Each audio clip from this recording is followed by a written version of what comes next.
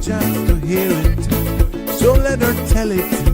People on the streets say Sabrina speaks. Tune into the show, she will let you know. Tell all your friends and family.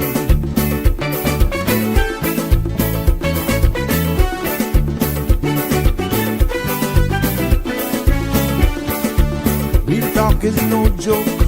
You get the news straight up from grassroots and concerns. You can hear with some people gone.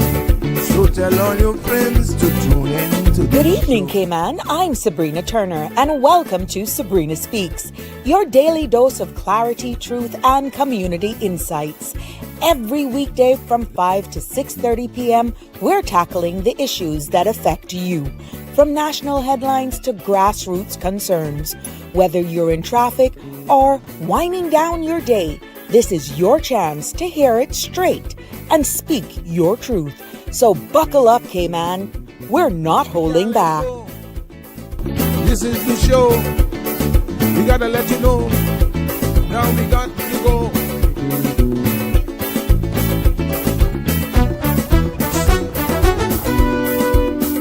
And now here's Sabrina.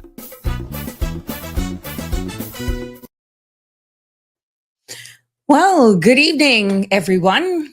Hello, hello, hello, near and far. How are you?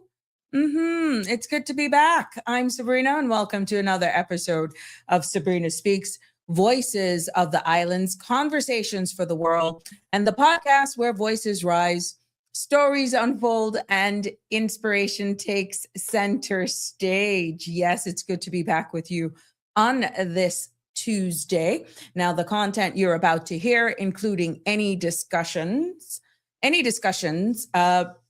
or opinions from myself, guests, and our participants, is intended solely for general informational and entertainment purposes.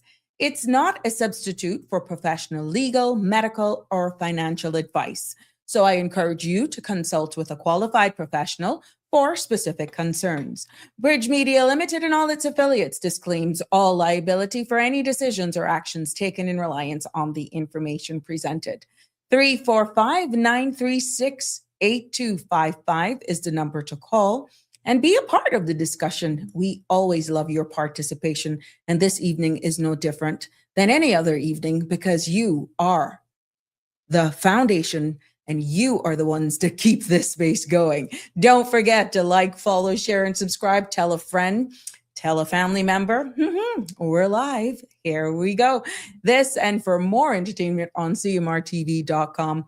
We are brought to you every Monday to Friday from 5 until 7 p.m. Yes, and today is no different. You know, we started off this year that we were going to use the bedrock of this platform in saying 2026, the year of civic power, building accountability together. So even though we have that different episode titled, I want you to have that etched in your brain, in your mind. Come as a sponge. Be curious. Be hungry for knowledge, and what you don't understand, just ask. We will do our best to research. We will do our best to engage in the conversation. So we answer those questions and address those concerns that may be bothering you as best as possible. Because yes, 2026, the year of civic power, building accountability together, is the bedrock of how we're going to embark on this new year. It's good to be back, as I tell you, and we know we got to get it started because it's not as wet as yesterday evening. Oh my God, I loved it the past 48 hours. I'm so thankful for the change in weather here, even though some of our people up north they're still at the edge of their seats with it being so cold. And definitely in Florida. Can you imagine on Pensacola Beach, you're building a snowman? Oh my gosh. Yeah, but that's what certain parts of the panhandle states of Florida was feeling over the weekend. And I think they're getting another Arctic blast in the coming days. But what's going on right here? Let's keep it real. Let's keep it real. The synopsis for the Cayman area is saying that drier conditions are anticipated over the Cayman area as the share line extends from a stationary front shifts elevated moisture west of our area.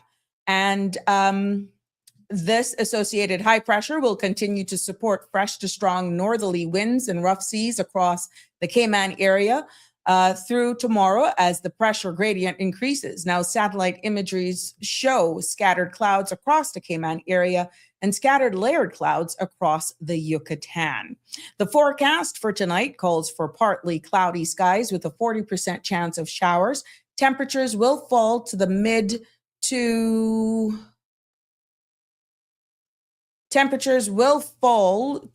70s. Wind will be northeast at 15 to 20 knots with higher gusts, and seas will be rough with wave heights of 6 to 8 feet.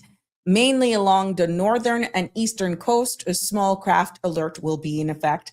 The forecast for tomorrow calls for partly cloudy skies with a 30% chance of showers. Temperatures will rise near the low to mid 80s, and winds will be northeast to 15 to 20 knots with higher gusts. Now, seas will be rough with wave heights of 6 to 8 feet, mainly along the northern and eastern coast, and definitely small craft alert is in effect until the afternoon. Now, there will be a high tide this evening at 10:35, and tomorrow there'll be a low tide at 4:30. Another high is expected at 10 a.m. tomorrow morning. The sun will set this evening at 6:10, and Jimbo, just giving you a day's notice, it'll set tomorrow at 6:10 as well. Sun will rise tomorrow at 7:02 in the morning, and the outlook calls for a decrease in winds from Thursday, as well as the return of moderate sea conditions, which would gradually become slight, and the high pressure erodes. Fair to partly cloudy skies will dominate with a low chance of showers. Yes, we are happy to get this forecast. We need to dry out a little bit because we know what's up next, right? Mosquitoes, mosquitoes and frogs. That's what's next. That's what we got to be bracing for. But yeah, I was welcoming of the change in temperatures. To be honest, I love it. I got myself in trouble in the kitchen. We won't want to relive that over again. But yeah, I really did enjoy the weather. And even though we had a lot of motor vehicle accidents, let's hope that as the standing water in some areas remain, that people will still exercise caution no matter what, whether we're having rains or not. You just act responsibly on the roads. But it's good to be back with you here on this fabulous Tuesday, and you are more than happy to join in on the conversation, because from codes to crisis, strengthening Cayman's civic compass, we're going to pretty much be focusing. Remember, yesterday we embarked on a conversation in regards to this code of conduct for people in the legal fraternity, attorneys. But did you realize, believe this, take a bite at this piece. Did you all realize that that was really only for those in the private sector? Did you realize that? And that is why we welcome your feedback on this. And we are also going to go into the advertisement that is now in the public domain. If all of you who aspire to be the deputy governor of the Cayman Islands, the DG's position, if you didn't know, is up on their government website being advertised. Yeah. Did you realize that? Do you meet the criteria? We'll go down that road and explore that as well, because you may be surprised that there's a high percentage of persons who could possibly do a good job is totally eliminated from that based on the requirement. If you didn't know, now you know. That's why you want to keep it locked to the Sabrina Speaks show this evening for that and more. And I invite you to join in on the conversation. But it eliminates a lot of people from applying, a high percentage. You be the judge of that, but your feedback is welcome. Yes, we're going to get straight into the crooks and crannies of things, but not before saying general birthday shout outs to everyone today who's celebrating a birthday and anniversary, and just who are just celebrating life. And I just want to extend from all of us here on the Sabrina Speaks family. I have been behind a couple of days, so please forgive me if you're overlooked. It is not intentional. It has just been a lot going on behind the scenes as I prepare each day to come here live for you. But I'm going to get back on track with these birthday shout outs. And just a gentle reminder, I shared it here with you. This is unsolicited for the record. Let me help these people here. let me just put this up as a gentle reminder. And again, I'm just doing my civic duty. That's what it is here, right? Gentle reminder that the Labor Act training of 2026 schedule is out, and their first one for the training is going to be Thursday the 22nd. Yes, that is going to be held from 9 until 1 p.m. this Thursday, the 22nd of January, at the Intergenerational Hub, and that's off McClendon Drive in Georgetown. That is across from the airport post office.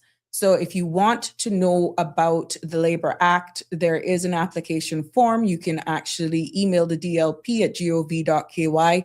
Feel free to give them a call, 945-8960, for this training session that will actually entail learning more about the Act in itself of 2021. That's the Labor Act 2021 revision, including roles, responsibilities, entitlement, and proper procedures.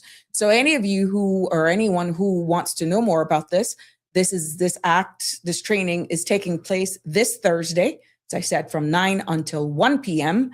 And for more information, feel free to give them a call, 945-8960. There is a registration form that you need to fill out. I'll probably post that for you on my site, but I'm just sharing it here with you. So in case you didn't know, now you know. I'll post it up again, maybe at the end if time permits, and we don't get too bogged down into our conversation, so that we can actually share it with you. To the best of my knowledge, yeah, Real Michelle, it's free. Yeah. So good to be here with you. Let's see who's commenting. Shaka Zulu. Good evening to you. Miss Joyce, good to have you here as well. Harry, hello, how are you? You've been quiet for the past episode. Yeah, good evening, Annie. Damian Henry's in the house. Yeah. Evelyn, Cayman Islands is expensive. Yes, our cost of living is very high. Yep. Darlene Mackenzie's good to have you here as well. And Marshall, good. Yes, Aliano, how are you, my love? Cool cat. Where are you at? We're in the Cayman Islands. Yep, beautiful Cayman Islands. No place like it. Connie Bonnie, it's good. Yes, we are a kinder, gentler world. Yes, Aliano, see Miss Sabrina, beat me to my weather report. There you go. Aliano, you'd be surprised how much people actually appreciate it. And I was like, I just did it off the whim one day. And now I'm doing it at the beginning of each show. And I've been told by a number of people, we like when you say it. We like when you do it. So it's become a regular here. Yeah, there we go. Real Michelle, good to have you in the house.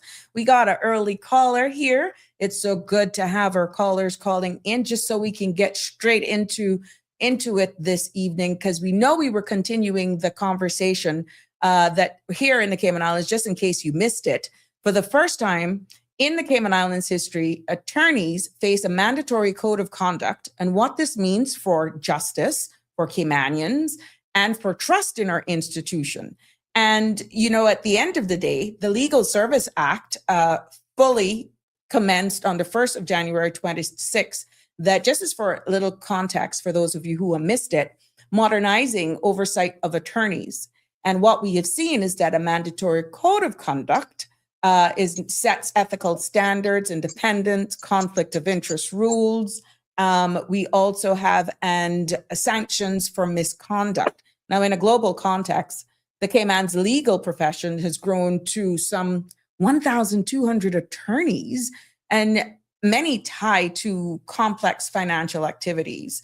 But there is some tension afoot, because overseas lawyers with limited admission may not be subjected to the same code.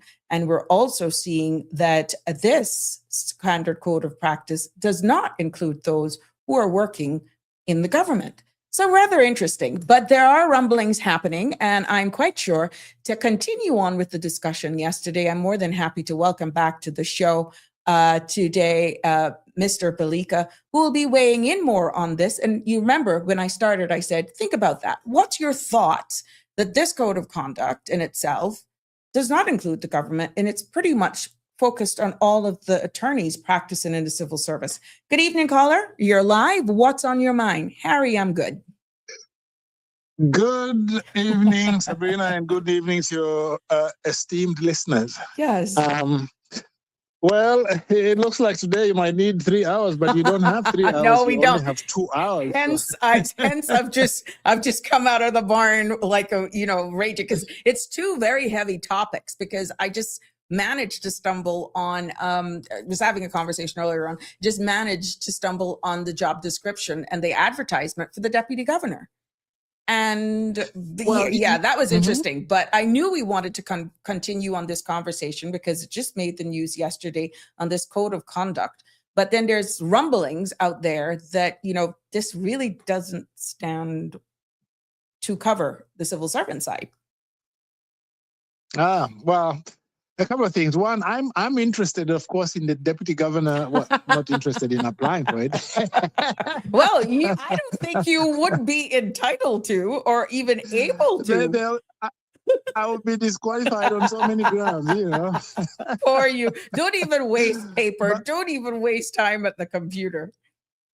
No, I will do what I usually do, which is to rubber-rouse about it a little bit, I haven't seen, I in one of my Cayman groups, I saw somebody sent it and they were just saying, anybody do you qualify for this? Now, we have a lot of qualifies. But if you, in layman's terms, didn't have a long-term career in public service with at least 10 years in top leadership role, pretty much a deep knowledge of how government works, includes the executive branch, legislative branch, you pretty much don't stand a chance. So in layman's terms, from what I see, just a quick synopsis, is that if you are not a chief officer or somebody like that, or even somebody working in a statutory authority, you don't stand a chance, which eliminates, let's say, you heard a number of a number of platforms, people were saying Mr. Marco Archer would be a good candidate. Eliminates him. Nope, he wouldn't be able to apply. No. Yeah, you see, this is the problem with the posts like that. You want somebody who is familiar with the civil service, but it's like, how narrow do you want it to be? Because you can narrow it down to a point, as you say, where unless really you've been a chief officer, and not just chief officer, but 10 years, not all chief officers have been in top management for 10 years, right? Unless maybe you were a deputy chief officer, and then they consider deputy chief officer to be top management. Yes. Well, I got some from screenshots. What you're saying, I got some screenshots, very good, because I'm just doing this bit by bit, and I'm hoping, let me take this off here.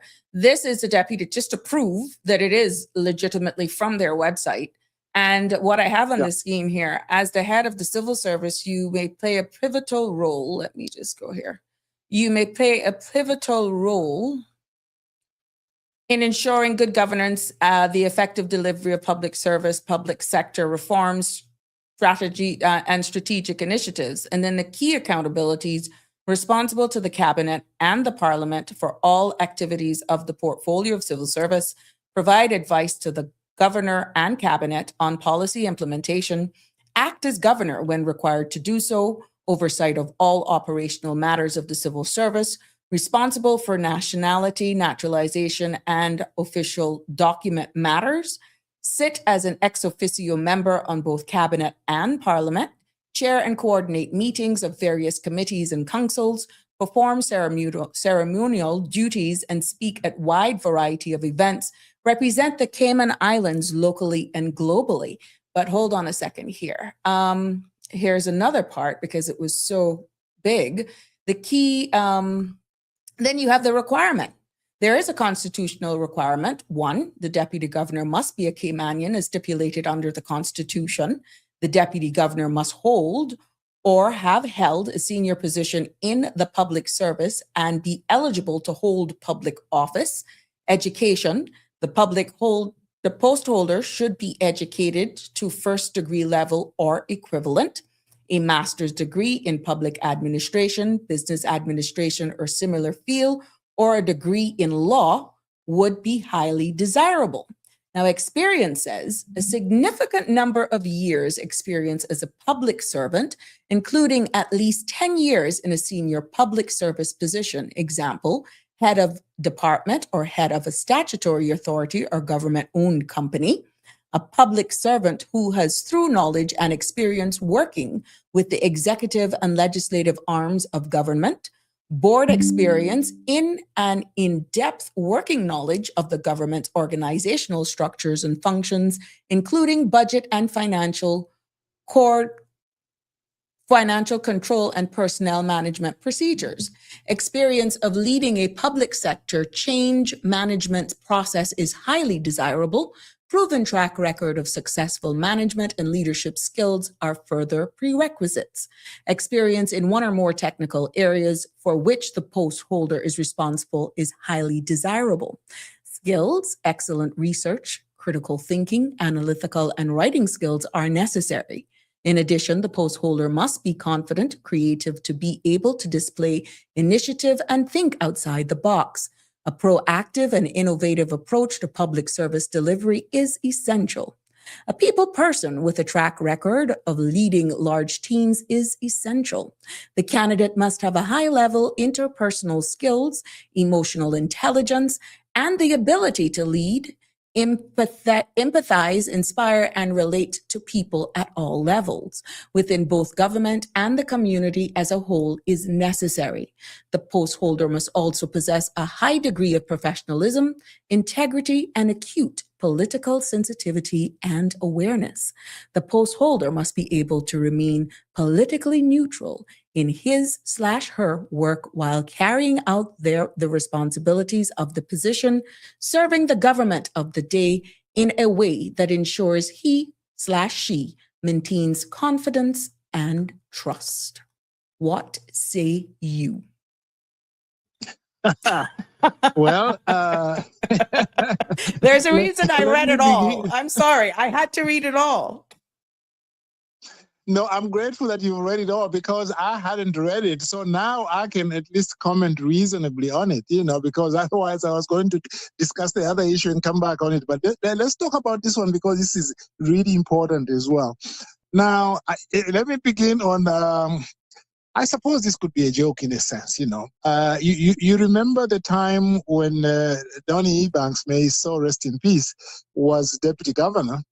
And they started looking for a new deputy governor. And I was having this chat with a Caymanian friend of mine, a very naughty Caymanian friend of mine. And after the appointment came out, before the appointment came out. Mm-hmm. So I said, are you going to apply for the position? And she said to me, no, I'm not going to apply for the position. What are you talking about? That position is already earmarked for France. So I said, no, but it's not earmarked for France. Donny says there will be an open recruitment process. Well, eventually France got the job. Mm-hmm. So I'm just saying to myself now, are we going through the same cycle? Is it already earmarked for somebody and we are going through this? That's not to say France was not a deserving deputy governor. Certainly he was. But I just found that a little bit of a discussion behind the scenes, which was very, very interesting as to whether or not somebody's earmarked. Now, there are some people, I won't throw out a name, but there are some people who think that there's already somebody who is earmarked. But, I mean, the public service management law sets out an interview process. The advertisement has been worked out as a result of the procedures provided under that law. And it has now gone out there. And there will be an interview. There will be an interviewing panel. And the recommendation will come out of it. But I agree. It has been crafted in a way which probably might disqualify and the range of people such as Marco Archer. And Marco is being mentioned because a lot of people did mention that he could be a suitable deputy governor, good reputation, great background, former minister of finance, and one of the best ministers of finance. So, I mean, we'll see what happens. But the other interesting part of this is that it says it must be a Caymanian. Mm-hmm. Now, technically, that means that you can appoint a status holder as well, okay? Because Caymanian in Cayman law includes a status holder. Mm-hmm. But I know that in the last few months, not generational. It did not stipulate. it did not. It just used the word doesn't- Caymanian as Caymanian. Yeah. And what is Caymanian under the Anyone immigration law? It defined is- under the immigration law, so you could be a status holder. Exactly. Yeah. Yeah, well, you could be a status holder. Now, why I mentioned that is because in the last few months, a few people who've been calling to the shows, they've been saying, well, we want somebody who is a Caymanian as of right, and not a status holder. Now, I think those people are entitled to say that, but I think as a matter of law, it can be a status holder. Mhm. Okay? It Mhm. can be a status holder. It can According be a status according to holder, this, so- according to that requirement. Exactly. So now, can you amend the law in future to say that it has to be a person who is a Caymanian as of right? I don't know. There may be some issues there about discrimination. Yeah. There may be some issues about discrimination. But again, if you put it in the Constitution, because this is in the Constitution itself, that it should be a person who is a Caymanian as of right.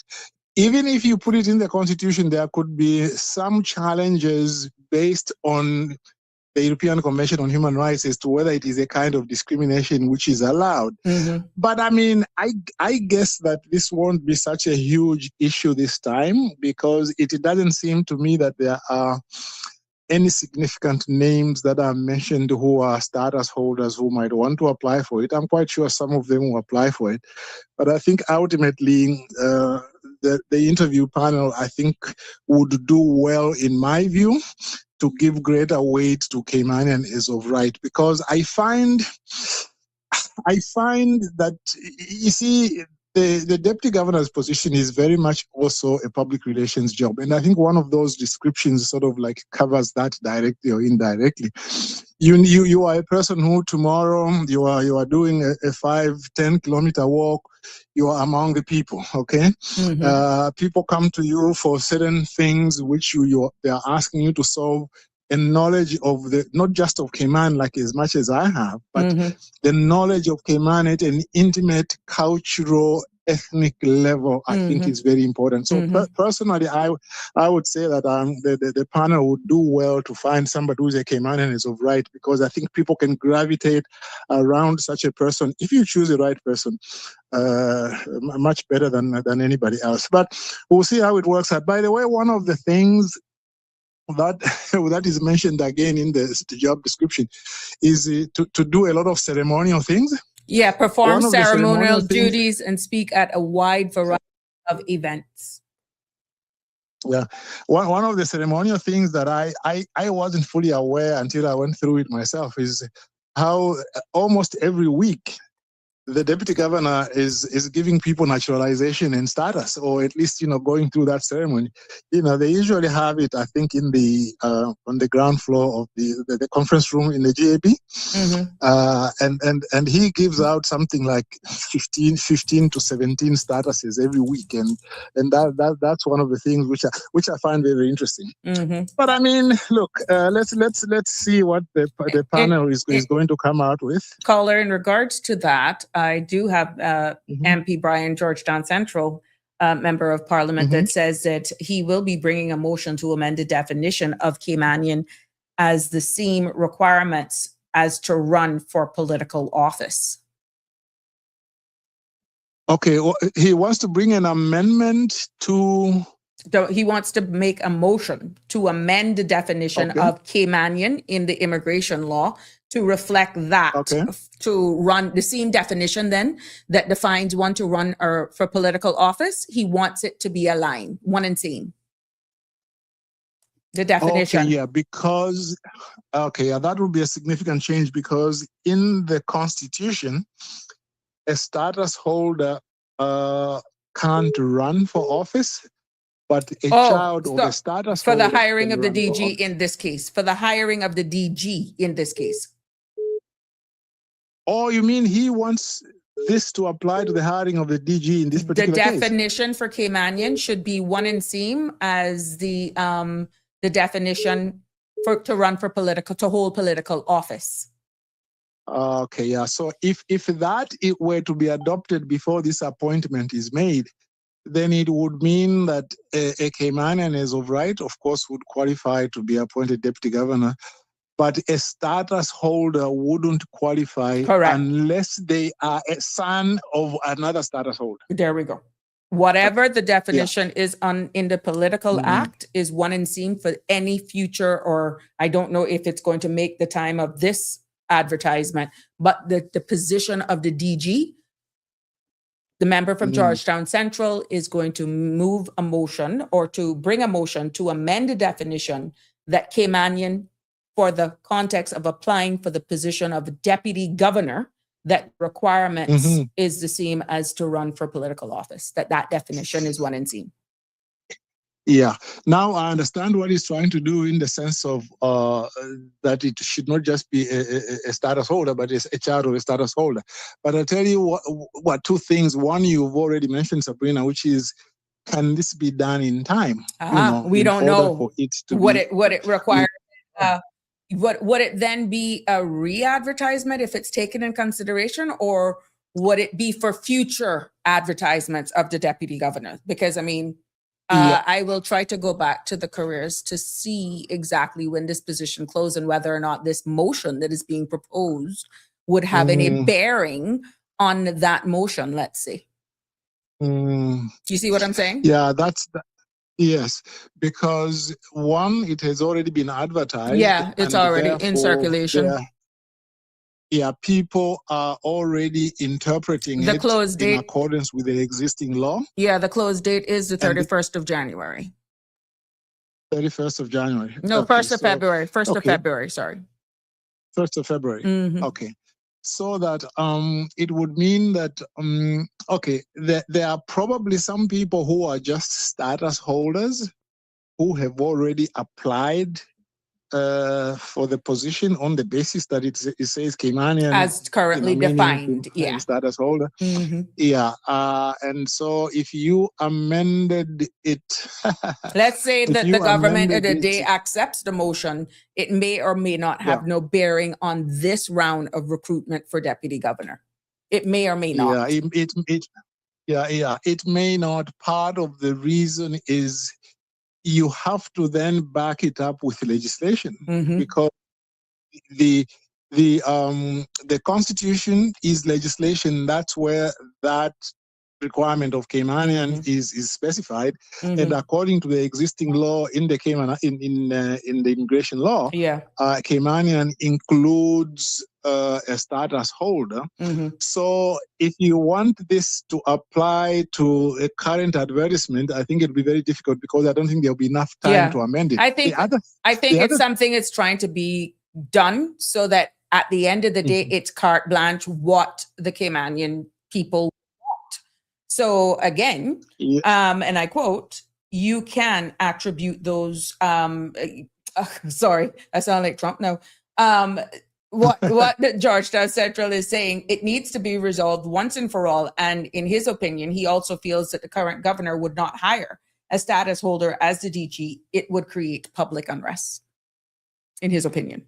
Yeah, I agree with that. I mean, look, there are a lot of people in Cayman, status holders who are good and have really blended themselves into the community. But I still feel that at the end of the day, what you want in there is somebody who is a Caymanian is of right. You know, somebody who can relate to people at that level. I know sometimes it sounds like it's not fair, but I think in a small community, especially with the sensitivity that is currently going around there about the Caymanians are a minority in their own country, and if the head of the civil service becomes a status holder, I think that it will go down very poorly in the public. It would almost take on the characteristics like what you've alluded to a number of times, that how much Caymanians are there a part of legal drafting that are core Caymanians. I think you've made mention of that a number of times. And this is why someone who's culturally embedded into who we are, the true sentiments from the core, the fiber of Caymanian, they're the ones that are absent, but yet there are others who are writing the law. You can't have the same feeling being expressed in legislation if you're coming with a different background. Yeah, look, these are things which I mentioned some time back about how in Canada you can't draft legislation unless you are a Canadian citizen. In fact, most of the people who draft legislation are born Canadians. Now that is not specifically in the requirements, but that's the way they tend to be. Look, I hope that the person appointed is a Caymanian as of right. I think that will avoid that restlessness which might occur in the community. And remember also that depending on how old this person is, they could be there for 15 or 20 years. What a mess. Okay. Well, that would bring up Yeah, another question as to whether or not there should be, for certain positions within the civil service, should be like a rollover or a term limit then of how long one can be in that position. It's rather interesting, because you know what, you've opened the can of worms. You opened the can of worms. It's just thought-provoking. And I think you're right.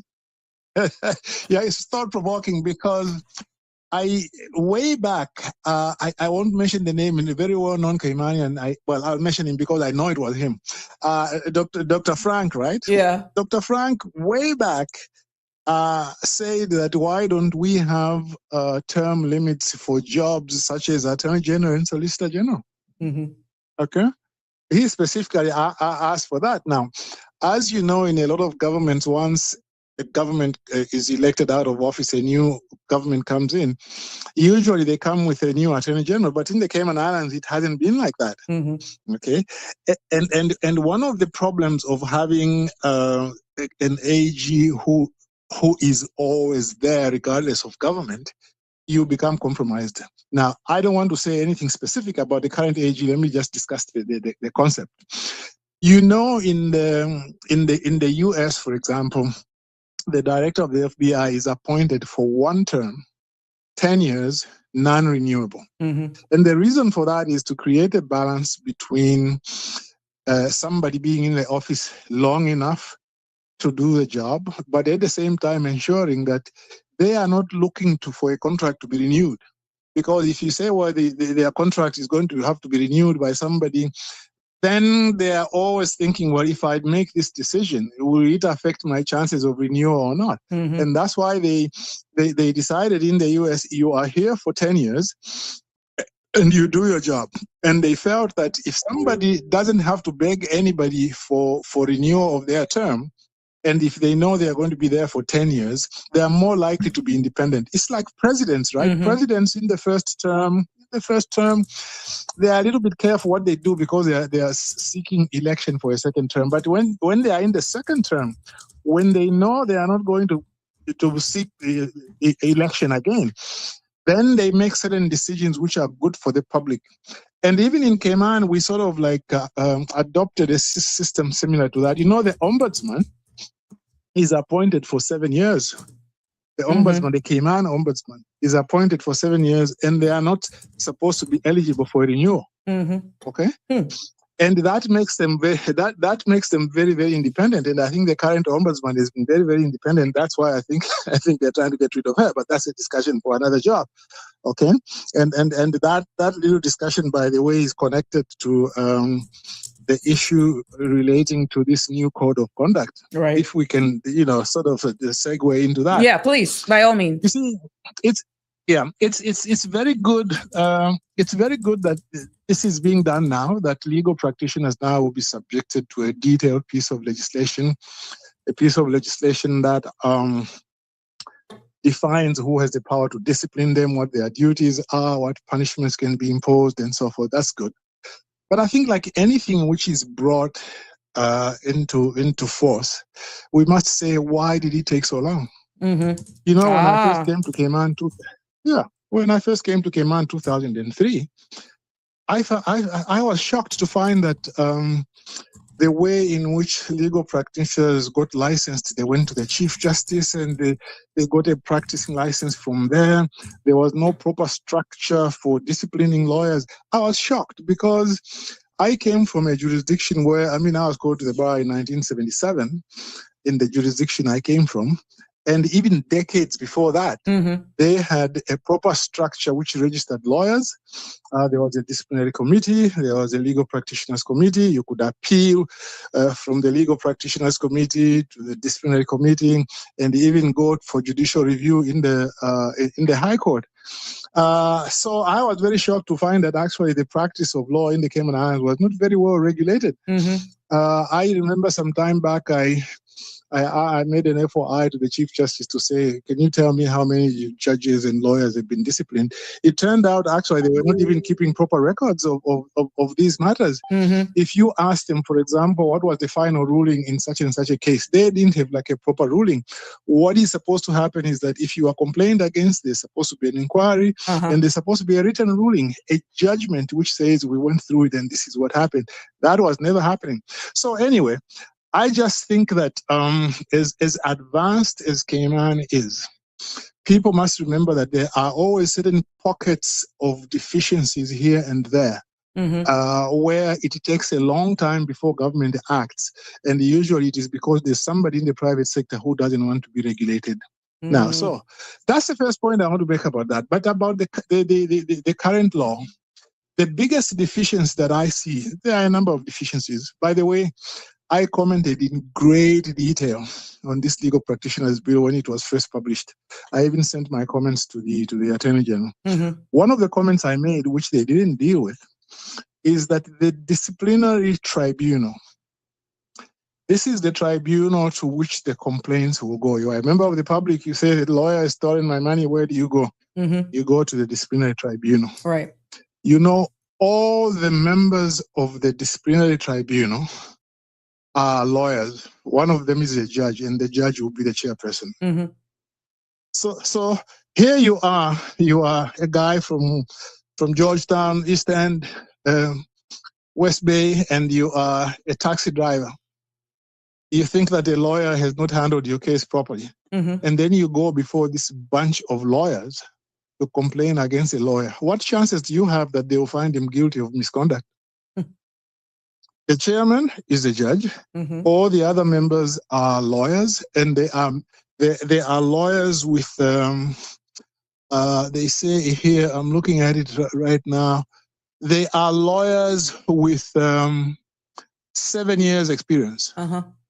Okay, so the disciplinary tribunal consists of the following members appointed by the council: a retired judge who shall be chairperson of the disciplinary tribunal, and B, subject to subsection G, a panel of 7 members appointed on an annual basis who shall be attorneys at law of at least 10 years standing. So there's no member of the public. And you go there, you don't have a chance in hell. It will only be in the extreme cases where the tribunal has got no option that they will ever discipline the person. So to me, that's the biggest problem. Now, this kind of problem exists also in the UK, and it has been a problem. You know, in the UK, one time, because they got fed up with lawyers always being found not guilty, they had a system where the solicitors body in the UK had they appointed an ombudsman who, according to law, was not supposed to be a lawyer, was not supposed to be a former lawyer. It had to be just somebody, an administrator, but somebody of some standing. And the reason they did that at the time was because they said, look, you can't get lawyers to supervise themselves. They will always be supporting themselves. Now, I believe that system has also changed even further, but I'm just trying to illustrate that this is a problem that has to be dealt with. Now, the modern thinking to which I adhere to is that such bodies must have half lawyers, half members of the public. Why do we have, for example, a jury which decides, they say you should have your case determined by a jury of your peers? Yes, the judge is there to guide them on the law, but they decide issues of fact. Now, I do have my own criticisms about the jury system, but that's a discussion for another time. But Right. but the concept is kind of good. I would just have loved it if jurors could give reasons, Mhm. and there could be a possibility of appealing an acquittal, even if it's not on the basis of law, and so on and so forth. There are those little criticisms I have. But all I'm trying to say is that why can't you have people who go before a tribunal like this to complain? Why can't they have half members of the public and then half the lawyers? Because that way it is better balanced. It is something that I think we can think about, because it will be much better and much more fairer for people to be appointed that way. Now, let me show you. The other thing I want to make is this: you should not expect too much about this legislation, not only because of what I've said, but because of some practical problems. And let me, in this regard, refer to the Judicial and Legal Service Commission. You know that we've had a judicial code of conduct from about 2012 or so. The Constitution came into effect 2009. And then 2012, a judicial code of conduct was promulgated by the Judicial and Legal Service Commission. And so judges have been under this code for some time. But has any single judge been disciplined since 2012 up to now, despite the code? Not one that I'm aware of. They've had a code for judges, not one. Now, what are some of the problems? Some of the problems is the very thing I've mentioned about the composition of the body which disciplines, because judges are supposed to be disciplined. It's a little bit complicated. Initially, if you wanted to complain against a judge of the Grand Court or a judge of the Court of Appeal, you went to the Judicial Commission. Okay, but in 2016 they changed that, and they said if you want to complain against a judge of the Grand Court, you go to the Chief Justice. If you want to complain, if you want to complain against a judge of the Court of Appeal, you go to the President of the Court of Appeal. Sabrina, what are the chances that if I complain against a judge today and I go to the Chief Justice and say the judge there is a liar, you think that the Chief Justice is going to lightly find him guilty? No. There's a possibility in a small island like ours, you'd be blacklisted. Your life would probably be made a living hell. Your career is probably done. I know one person who's been blacklisted and his life has been a bit of a living hell, but we won't mention who that person is. You see, that's the problem. So initially, you had to go to the commission. I liked that purely from the perspective that it was a body of people, subject to the criticism I'll make in a moment. But now they weakened it even further in 2016 by amending the Constitution and say you go to the Chief Justice. Now, I can tell you it doesn't work, because I've complained against one Court of Appeal judge and nothing happened. I complained against a judge who I proved, the one I was talking about yesterday, I proved with 13 emails that this judge lied and denied me a hearing. 13 emails. That judge has never been disciplined to this date because the Chief Justice said there's nothing here. Okay? So there is that problem. But then, in an extreme case, a matter can go to the Judicial and Legal Service Commission, and then the commission can recommend dismissal of the judge. But who are the members of the Judicial and Legal Service Commission? It's got 8 members. Out of 8 members, no, it's not 8 members. Yeah, it has got 8 members. Only 2 of them are non-lawyers. The rest are, So the 4 members are, there's a Mr. Nick Freeland, who is an accountant, distinguished accountant. Sean Parchment, distinguished accountant. Then the president of the Court of Appeal, Justice Goldring. Justice Ramsey Hale, the Chief Justice. Then the president of the Caribbean Court of Justice, Justice Adrian Saunders. The president of the Eastern Caribbean Court, Supreme Court, Madam Justice Pereira. Then there's Ms. Myrtle Brand, who is a retired legislative counsel. And then there is a Colette Wilkins, who is also a lawyer. So of these, only the 2 accountants are non-lawyers.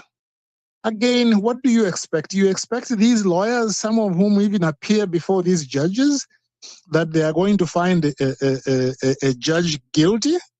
No. Again, what do you want? You want a balance. You want one half to be non-lawyers. You want the other half to be lawyers. And you want also not just people who are like these top-notch accountants. Right. Pick a guy, for example, who maybe runs a small transport business, but is a respectable member of the community. Put him there. Have different people in the community who might not be operating at that level, but are respectable people of the community. You put them there because that will ensure that that body is well balanced and represented. A certain sector of society is represented, and I think that's where people are feeling my voice doesn't matter. How I see things, even where representation is concerned, they may not articulate the best. They know what they want to say, but it doesn't come across. And then that leaves for one listening or trying to represent, possibly being able to say, intellectual capacity may not be there. It's sad that we're having this level of conversation, but it is the truth, because that is a window into possibly describing the type of potential client you have or individual you're dealing with. Yeah. How you articulate yourself. I listen to Cayman radio a lot and of course participate in the calls. And there are some people who are very articulate in what they put forward. There are some others who are not articulate, but I can tell this guy is intelligent. Correct. This guy has got perception, has got experience, and so on. From a different angle that makes it make sense. Yeah. And I learn a lot, to a point where sometimes somebody would mention something like that to me, like something to me. And then they say, oh, but Mr. Billy, what do you think about this little thought? And then I say, what? This thought you have come across and so on. Do you know there are people who have become professors by, articulating ideas like this? And then I tell him just how that idea is such a great idea. There are other people who think like that, or that is got a perspective I've never encountered before. And so you want to tap into every member of the community, and you want to make sure that the community feels that the legal institutions are not far from the people. That you're down to earth. Close. You can see the man on the street. You can be able to relate with the common everyday person, and it's not just a certain echelon of the society. That it's well balanced, and everyone is represented based on the composition. Yeah. Let me show you the worst example that I have seen of a perfectly legitimate case not succeeding because the members of a particular body are biased. In my very same case, right? When I went before a judge, the judge agreed, I will give you 2 days in which you can argue this matter. I told the judge, okay, this was like in January 2019. I told him, I said, Judge, in May, I will not be able to travel to Cayman. So I should be grateful for a hearing, a Zoom hearing. He said, okay, fine. Let's ask the people on the other side, the lawyer on the other side, whether the client will agree to that. And the lawyer was asked to check with the client, and they were checking with the client. Then I followed it up in March with an email formally putting the request, because normally it's not supposed to be a problem, with a remote hearing, So I put the request in writing in March. The judge's office responded and said, well, we have received this request. We are now asking formally the other side to say whether there is any objection and so on. And the emails accumulated to about 13, and the number of people who either sent an email, received an email, or received a copy of the email was about 8 altogether. So these emails went to the listing officer, to the special assistant, to the judge. They went to all kinds of people. But you know what happened? When the date of hearing came, the judge said he denied me the hearing and then said, well, you asked for it here too late. Mm. So that's what he wrote in his judgment. In his judgment, he said, well, I denied him the original two-day hearing because he asked for the hearing too late.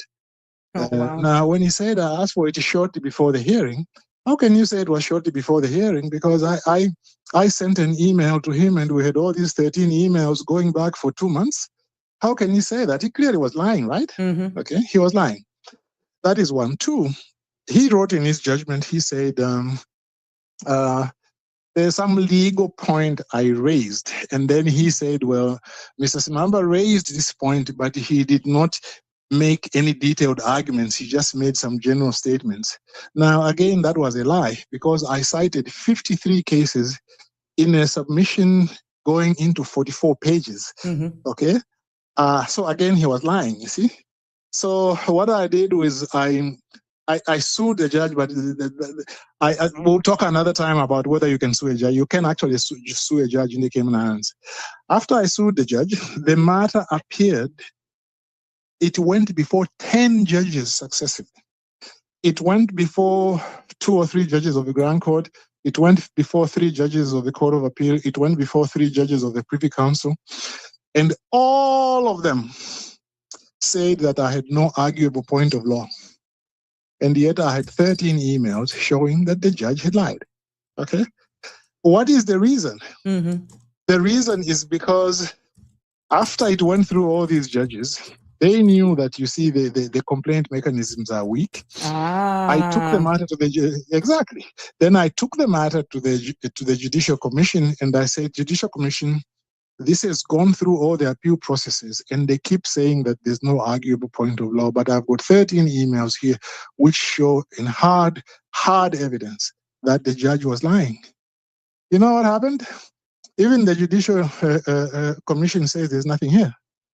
But you know what's very significant, even more significant about that, is that none of the 10 judges and none of the members of the commission, those 8 who are mentioned here, Mm-hmm. in their written rulings, not one of them quoted a single one of my emails, which were the central part of my case. Okay? Why is that? It is because they also are not accountable to anybody. And as if that's not enough, then they went to court. They said that the court should issue an order, what is called a vexatious litigator order, which means that they can say, oh, because Mr. Simamba, you brought this case and taken it back and forth, it is a frivolous case, and therefore we are going to prevent you now from bringing any case to the Grand Court without a special leave from the judge for 2 years. There was no reason to issue that order. They applied for it, they got the order, and I was prevented from bringing that case again for 2 years. The 2 years ended, unfortunately, and I brought the case again. And now, at the end of 2 years, I have now applied to the Grand Court to judicially review the decision of the commission. Okay, and then when it went to the Grand Court said, okay, I'll allocate a judge, but I said I don't want a judge from Cayman because all of you don't like me. So they brought a judge from from Barbados.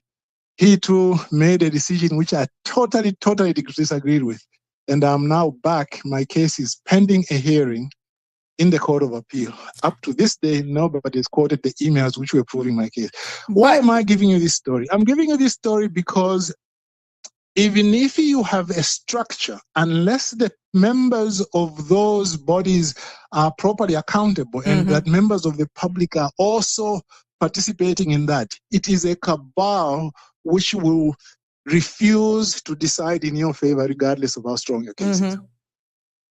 So that's why this thing about the Legal Practitioners Bill coming into force, yes, it is a good thing. Yeah, it is mandatory now, and it is good. But we must remember that until those structures are made strong, even if you have a very, very good case, it is very, very hard for you to get lawyers to be disciplined. Oh, wow. Okay. But So the next frontier. I thought, sir, to be honest, you said that Yeah. judges can't be sued in the Cayman Islands. I thought they were protected by judicial immunity, especially if they're acting Okay. in their profession, because of the fact that here in the Cayman Islands, we actually follow the English common law and they're protected by that. But you said that you can actually sue. How did you come to that? A judge. Exactly. I'll just Just for get you clarity, I need section to. right. Okay. No. That's very, very important, Sabrina, because Because is of another judicial complaint immunity. I thought they were protected just because of that, and how our legislature is structured here in the Cayman Islands, that they're protected. Yeah, you're right. The classic British position is that you cannot sue a judge for anything that they do in the performance of the functions of their office, of their duty, of their duties. Yeah, and in the UK. They last time I checked, they just have that in case law. Okay, they do not have a statute which gives immunity. But let me give you an example of how in other parts of the world you can sue a judge. I read a case from New Zealand some time back. A guy sued a judge. The judge claimed immunity, cited case law, but it turned out that in New Zealand there was immunity for judges of the High Court, but not judges of the lower courts. And this judge was a judge of the lower court. And so the court said, your suit can proceed in the sense that there is no immunity which applies to judges of lower courts. But on the facts of the particular case, I do not think that the judge did anything wrong. So in a nutshell, they were saying, yes, you could sue this particular class of judge, but you just haven't made out your case. But then they noticed that lacuna in the law. Then they amended the law to include immunity for those judges. Okay. So it's judicial review then, as Real Michelle is saying, then you're referring to. Yeah, exactly. Okay. And then also in Saskatchewan, there was a case again. Somebody sued a judge. It turned out that the judges did not enjoy absolute immunity. They enjoyed qualified immunity. The court said yes, it's all right to sue, but you haven't made out your case. Okay. But now let me now come to Cayman. Go ahead. Specifically, the provision relating to Cayman, Section 29 of the Grand Code Act. This is what it says. Neither the Chief Justice nor any judge or any person acting as Chief Justice under Section 97 of the Constitution shall be liable to be sued in any civil court for any act done or ordered to be done by him, A, when acting within his jurisdiction and in the discharge of his judicial functions. Then B says, whether or not acting within the limits of his jurisdiction, provided that he at the time and in good faith believed himself to have the jurisdiction to do or order the act complained of, unless it is proved that he acted maliciously and without reasonable cause. So in other words, if you can show that the judge acted maliciously and without reasonable cause, he is not protected. That's what Section 29 says. So in my case, what I argued was, if a judge says something in his judgment which clearly is a lie, he knows it is a lie. I've got 13 emails to show is a lie. He hasn't explained why he said what he said in his judgment. None of his special assistants have sworn affidavits to say what happened. In fact, one of them even said, well, I was just doing what I wanted. And even that was not in an affidavit. It was a statement indirectly given to a lawyer of the AG's chambers. Then that judge is not protected by this because he was acting without reasonable cause. Okay. That was, yeah, but do you know what the court said? The court said no, this doesn't say that.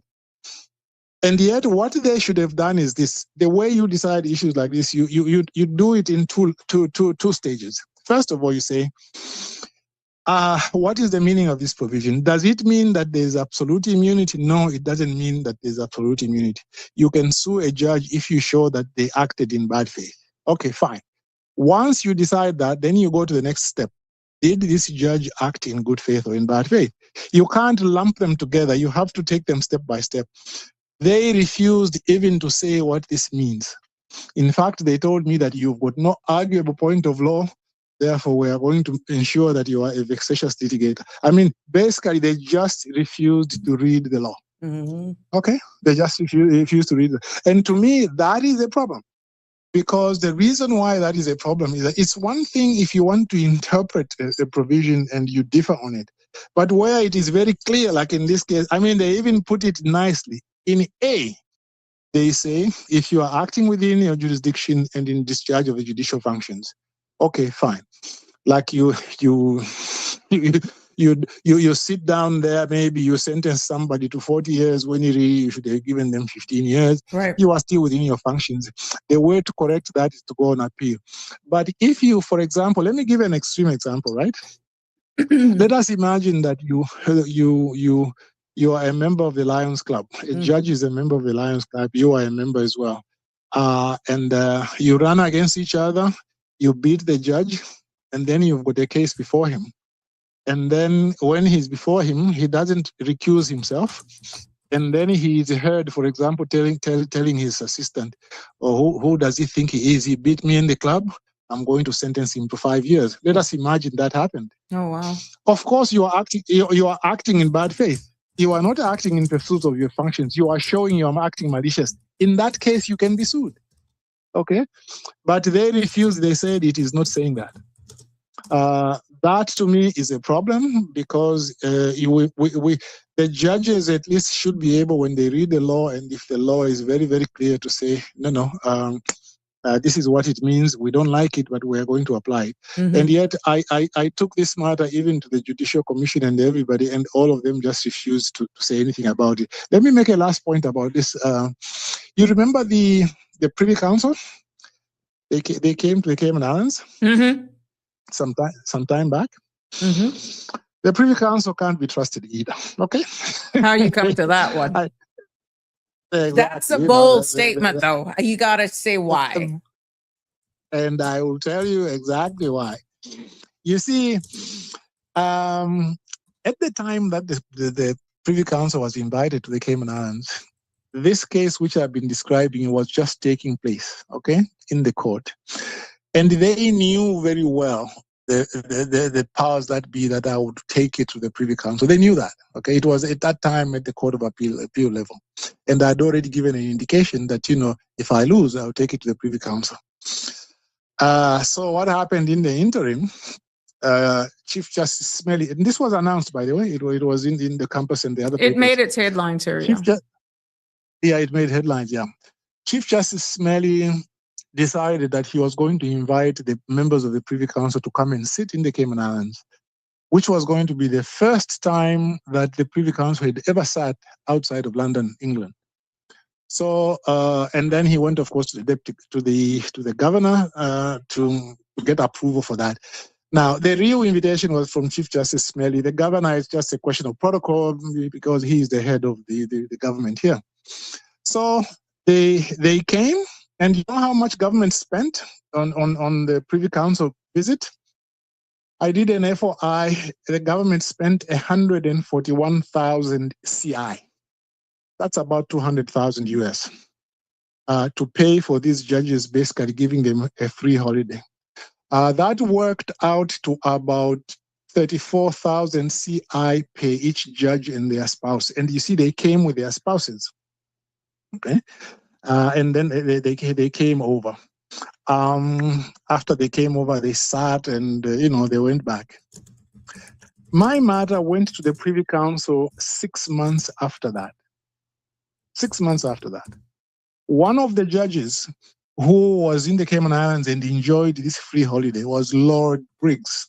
Briggs, Lord Briggs. He was one of those who enjoyed the free holiday in the Cayman Islands provided by Chief Justice Smelly and Governor Roper. And then when my matter got to the Privy Council, that judge was one of the three who sat on my matter. And he was one of those who said that there was no arguable point of law. Now, that case was calling into question certain things which the Chief Justice had done and certain things which Justice Roper had done. So are you So did feeling, you expect that? do I just for the sake of letting people know this, because we're having a Yeah. very open conversation. In short, Yes. Mhm. the Privy Council is Cayman's highest court of appeal, ensuring Yes. that the justice in the islands is subject to the same rigorous standards as in the UK and across the Commonwealth. So with you saying that they can't be trusted and what you're getting to, I just wanted people to know exactly what the Privy Council is, for those, not that I'm saying people listening to this are dumb, but for the context in which you're saying, that's a pretty strong statement. But okay, continue. Yes. Now, so one of the judges who enjoyed a free holiday was one of the 3 judges in the Privy Council who said that my case has no arguable point of law. And the points of law I advanced have got to do with the emails which I spoke about. They've got to do with this section itself. And they say that there's no arguable points of law. I had actually 22 grounds of appeal. So to me, I believe that the court was compromised. Why? Because they were given a free holiday. Now let me talk about this free holiday. There is a code of conduct in the UK for these Privy Council judges. And one of the clauses in that code of conduct says that judges must not accept any gifts or hospitality in circumstances which would suggest that their independence could be compromised. They are not supposed to accept that, any gift. And yet these judges of the Privy Council accepted this gift of a free holiday to come to the Cayman Islands in circumstances where in 6 months they were facing a case where their hosts, namely the Chief Justice and the governor, their hosts were the ones paying for this. Do you see? They are the ones who gave them, the same people you will be sitting in 6 months to judge whether they acted properly or not. In a case that I brought, they are the ones who now had paid for this free holiday, which was paid to you and your spouses. To me, the judges breached the UK code of conduct. And secondly, it was improper, in my view, for the governor and the Chief Justice to invite them to come over here. Then a related matter. I did an FOI and I said, can you give me the official pictures and the official videos of the judges visiting in the Cayman Islands? And what I wanted to show, I can now say it, I wanted to show that these judges were actually wining and dining with the Chief Justice and with the governor, the very people whose case was going to come up before them in 6 months. You know what the governor's office told me? They said there are no official pictures. They said apart from one little picture which was on the governor's website, there are no official pictures and no official videos. I told him, I said, don't give me that. I've worked for 2 international organizations. I know that when something like this happens, there's actually an official photographer and videographer, because this is a historic thing. They said, no, there are no pictures either in the videos, in the governor's office, or in any other government institution. They specifically said that. So I went to the ombudsman. I said, Ombudsman, they can't tell me this because there have to be videos. So we had a back and forth, and the ombudsman made them admit that actually those pictures and videos existed. As a result, the governor's office wrote me and said, oh, sorry, these actually pictures and videos do exist. So they said, okay, we'll give you, can you ask somebody to come and pick them up? So they were picked up. And of course, they showed the governor and the judges and the Chief Justice wining and dining, which was a conflict of interest. Okay? So I just want people to understand that some of these things, the way they happen. So and remember, Katina Angren's what case? happens after this now? Because as Real Michelle says, oh my God, this story is very telling about how justice actually works. And I wonder who hosted. Well, of course, that was answered. But where does that put you? Because you now have an active case. And for what you said, others may say, oh my God, he made a blanket statement. That's damning. But now you're connecting the dots. Where do you go from here for justice? Which is what you're seeking, is what I'm getting from this conversation. Yeah, like what's the upshot of this thing? Basically now, I am in the Court of Appeal. I'm waiting for a date of hearing. And that date of hearing is an appeal against the decision of the Judicial and Legal Service Commission to do absolutely nothing about this. Okay. Now, I can't do much about the Privy Council and how I feel they were compromised, because you see, that's something. What's I could the take up, recourse for that? Yeah. I don't have any recourse for that. All I can do is ask for a judicial review of the decision of the Judicial and Legal Service Commission in failing to discipline this judge. It has a lot of grounds to it. It's got a lot of grounds before. Let me give you another thing. When initially it came up, the court's administrator then, Ms. Suzanne Bothwell, she got independent legal advice, because I asked the Judicial Commission to say, I want an oral hearing. I don't want you to make a decision on the basis of written evidence. I want an oral hearing, because I want to cross-examine the assistants to the judge, and to cross-examine the judge, so that we can establish exactly why he wrote what he wrote. Mm-hmm. She informed me official letter. She said she got independent legal advice. I imagine it would have been a KC from somewhere. After she got that independent legal advice, it said, no, this matter, in terms of its importance, the evidence involved, there should be an oral hearing. Mm-hmm. The Judicial and Legal Service Commission and the Chief Justice ignored that advice, and they decided the matter without any oral hearing. So those are some of the issues I've taken to the Court of Appeal, and I've told the Court of Appeal. They said they were going to give me three hours to argue the matter. I told them, I said, no, I am not going to have a token 3 hours to argue matters of great constitutional importance. Last time I was before the Court of Appeal, they gave me 3 hours, but it was just a show. You could see that it was just, they were not taking the matter serious. Some of the things I went through, Sabrina, about that Court of Appeal matter, Mm-hmm. They gave me a room number to say, this is the room number we'll be using in your remote hearing. Then I told my network of supporters in Cayman, as well as some people in Bermuda who were following the case. I said, okay, just go to the website, go to courtroom number, I think it was 8, and then just click.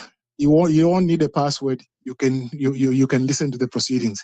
When they did, after the hearing started, I started getting these emails, these messages saying, oh, but there's nothing in room 8. There's nothing in room 8. And you know what happened then? I said, what's the issue here? Actually, they had given me room 8, but they were in room 6. Oh, you think that was deliberate? Pardon me? Do you feel that was deliberate or just a simple error? Yes, I feel it was deliberate, because there are some other factors which came into that.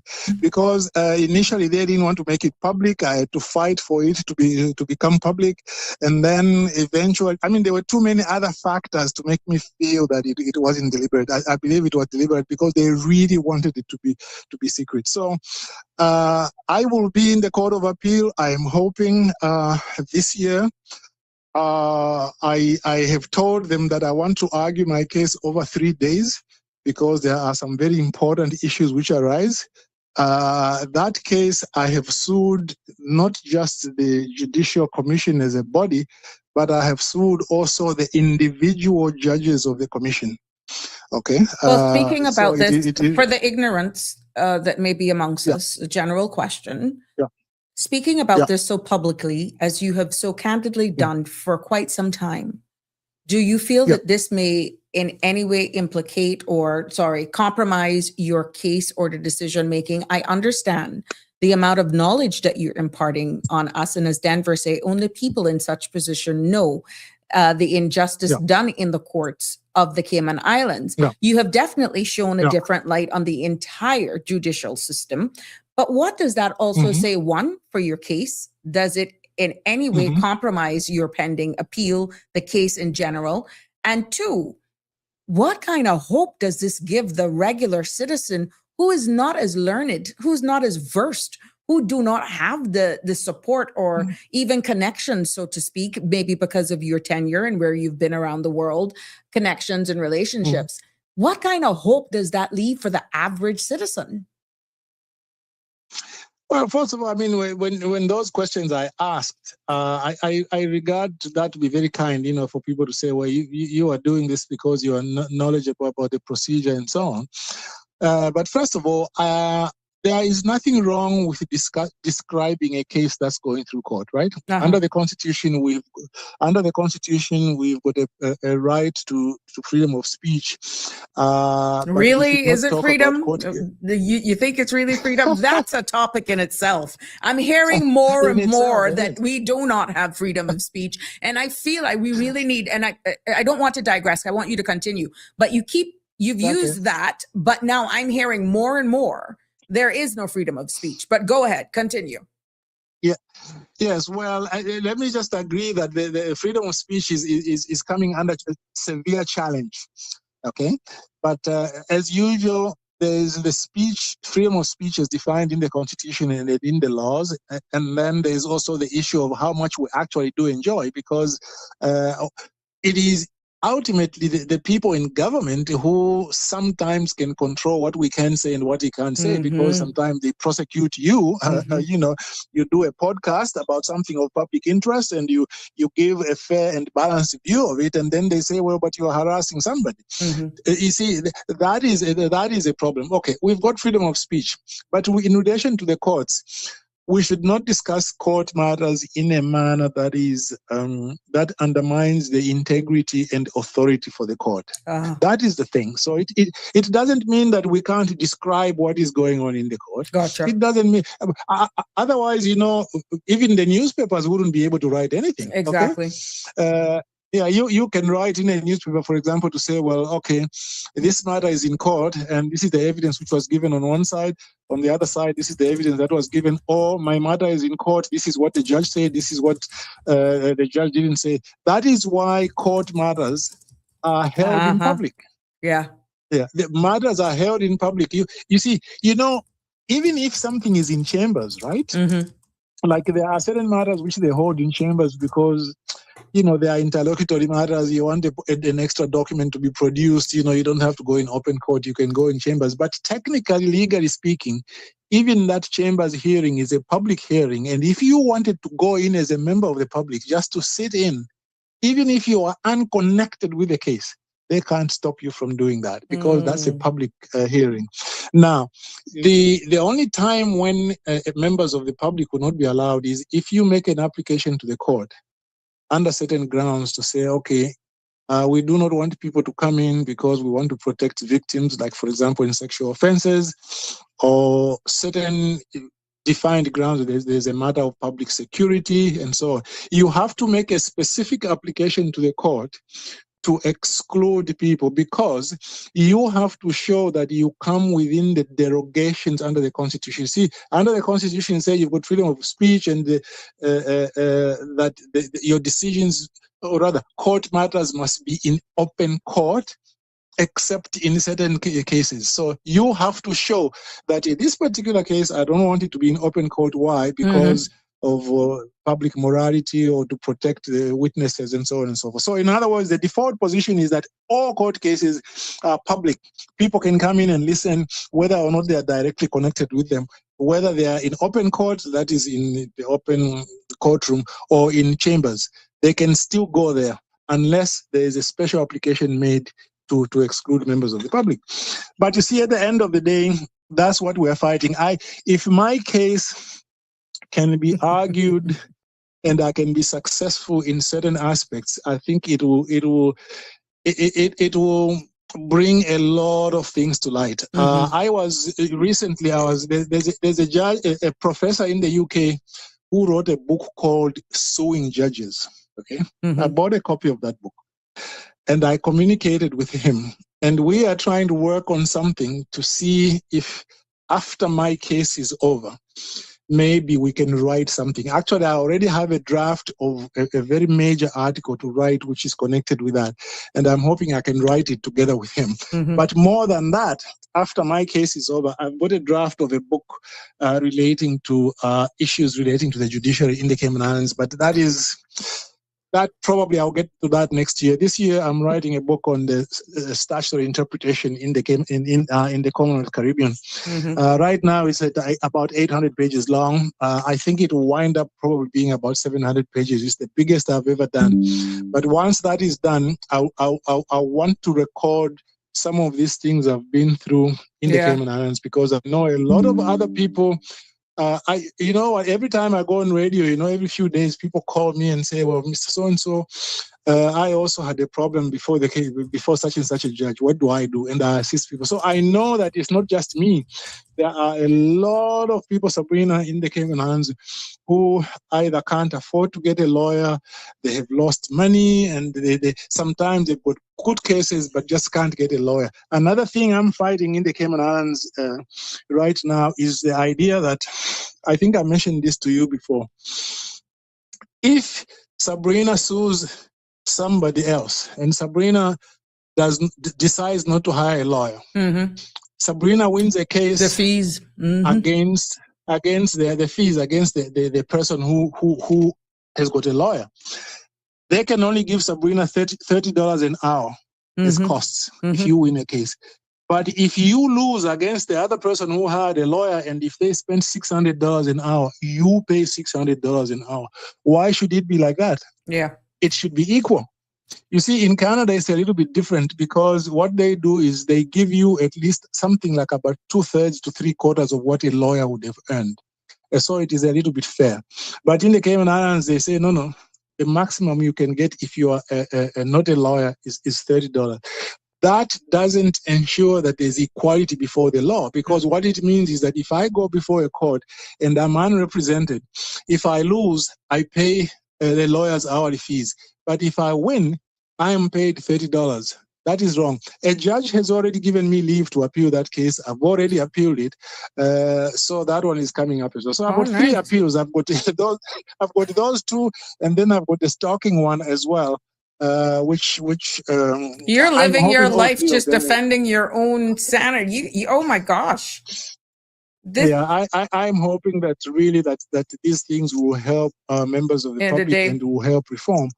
Yeah, the other thing I'm trying to, before I sign off, the other thing I want to keep pushing is there must be an inquiry in the Cayman Islands, in the Judicial and Legal Services, a public inquiry.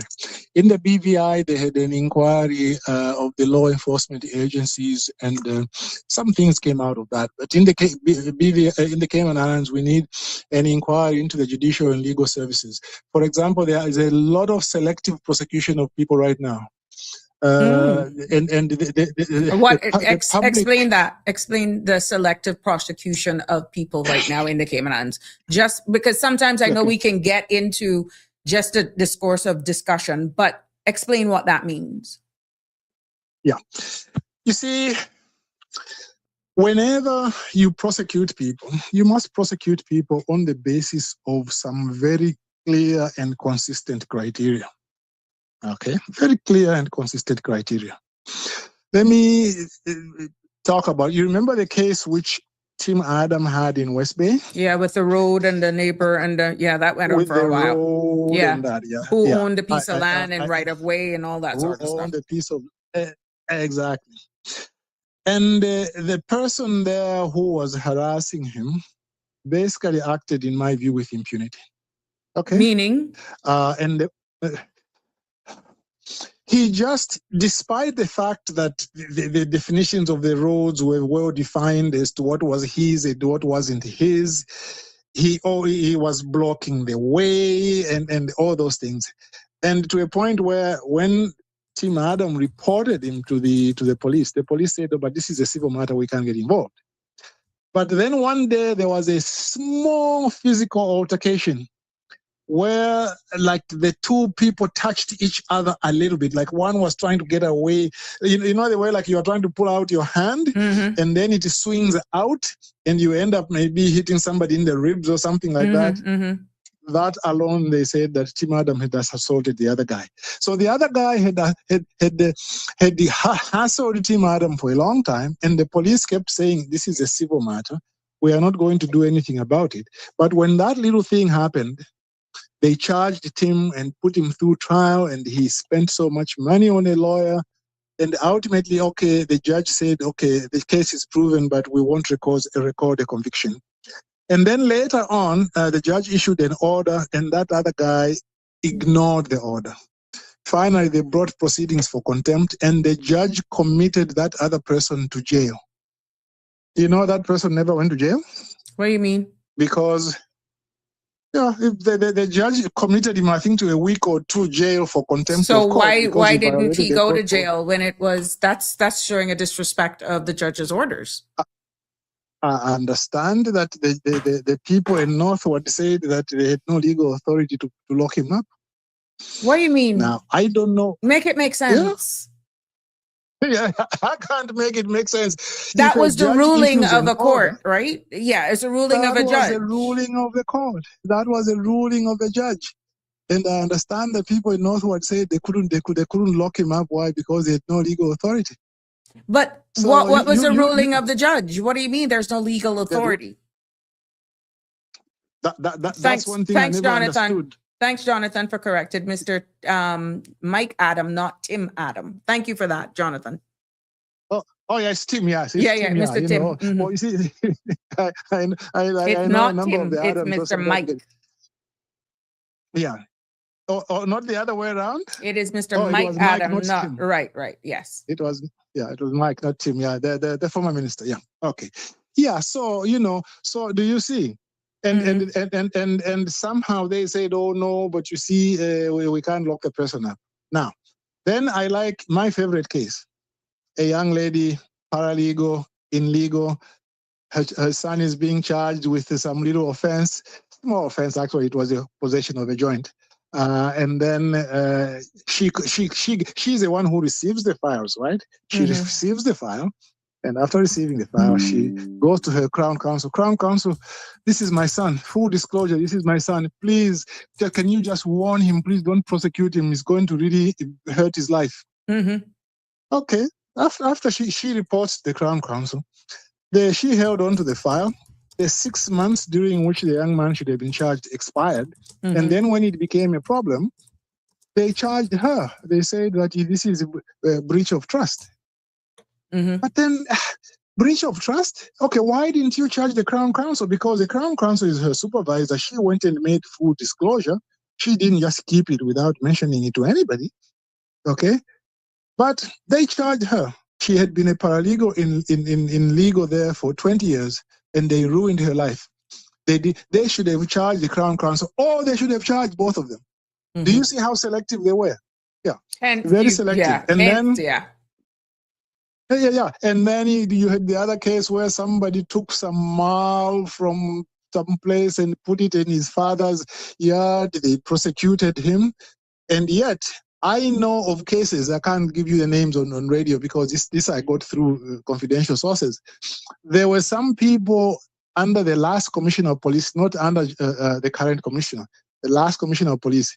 These guys were getting overtime money, which they didn't work. Okay, they go out there, they write forms to say we did overtime ABC, and they were being paid. Okay, and after that, there was an investigation, an internal investigation, and somebody investigated and found that they were getting money they were not entitled to. So this person recommended that they be prosecuted.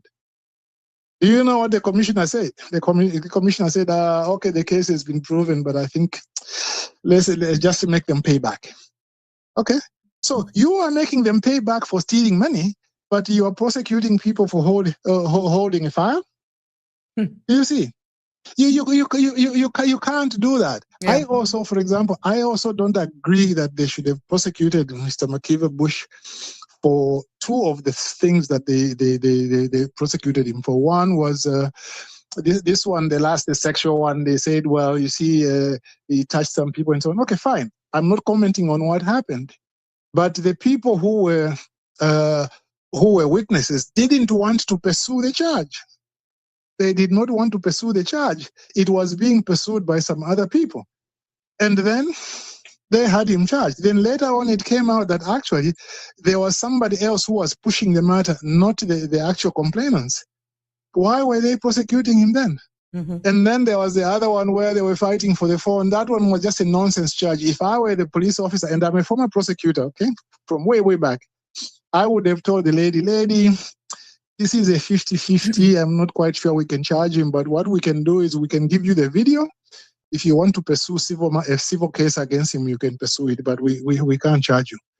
Then the one which really makes me mad. You remember there was a policeman way back who assaulted another police officer? Yes, I heard of that. This was Good while. this was a white British guy. You know, I don't want to knock white British guys. I've got some of them. My best friends are white British guys.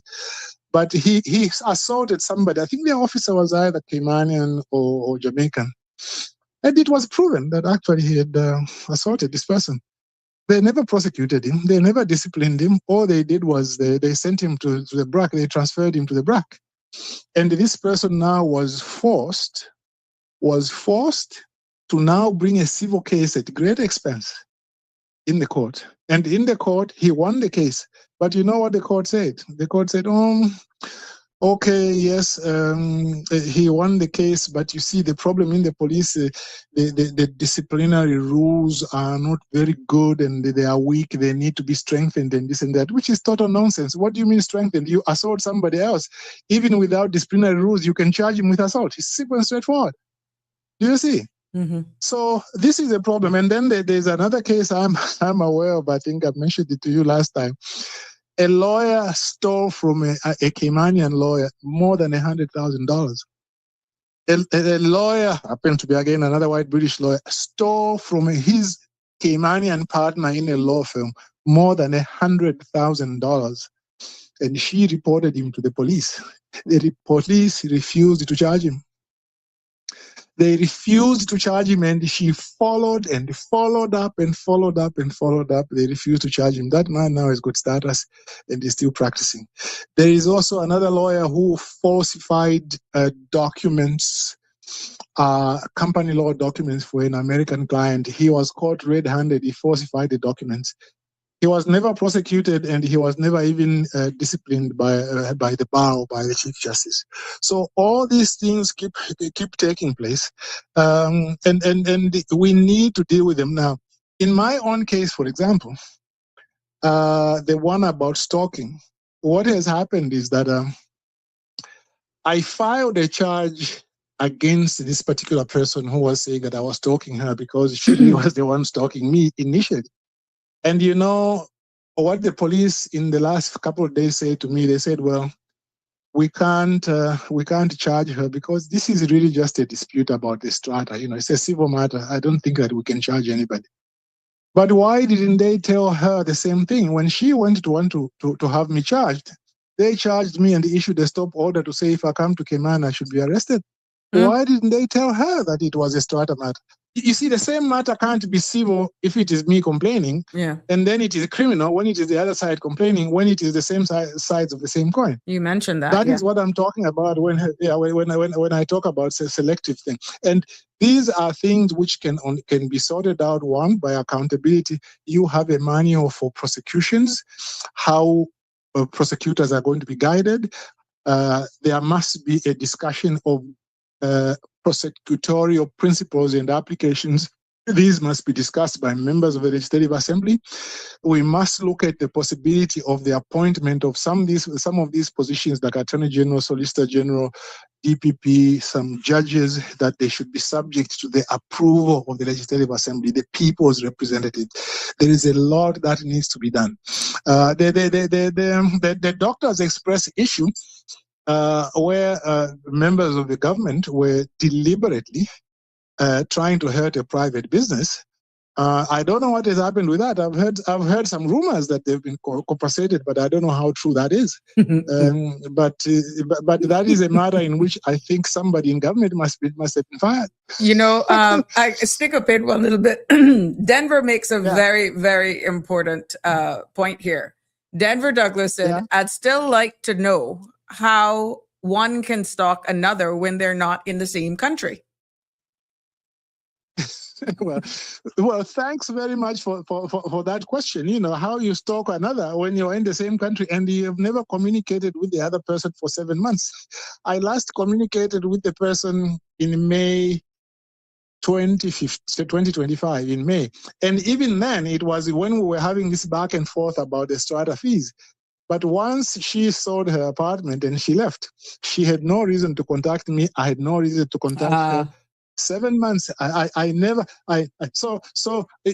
There never was any contact for 7 months.